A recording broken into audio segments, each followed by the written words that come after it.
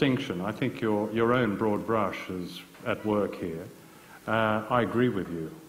I think there are some fine documentary makers, and we've seen them in various places, Channel 4, sometimes on the BBC.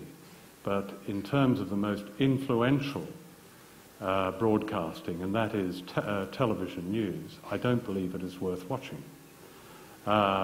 Now, it might be worth watching in terms of entertainment. There are also many, if you'd like me to list them all, there are plenty of excellent journalists around, and many of them are trying to get into the mainstream, but can't.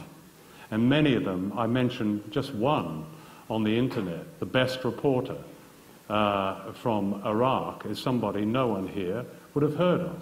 His name is Dar Jamal. So there are plenty of fine journalists around. Many of them are mavericks, and many of them are physically courageous mavericks. I don't see that we should be celebrating institutional journalism at all. I think that journalists should be dropping their defensiveness, and I felt this often myself, their defensiveness, dropping their clubbiness, if you like, and at least examining how journalism works within institutions. There is a complete barrier to this examination, in my view, in much of current affairs, and especially in the BBC. We are objective, we are balanced, we are impartial, finish. The moment we walk through that door, we rise to a nirvana in which we have these three qualities. Now, we all know that's nonsense. Otherwise, we would be informed, because the public broadcaster is our main informer.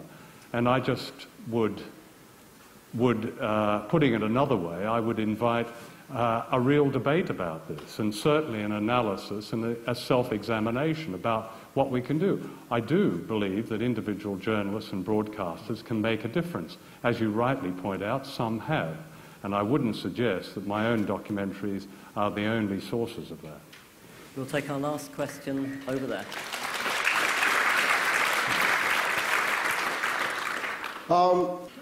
I just wanted to return for a minute to East Timor and ask you if you could shed any light on, I've heard reports that the interests of Australian corporations may be involved in the recent disturbances there, especially in relation to oil and gas. I would like to ask you if you could possibly comment on that.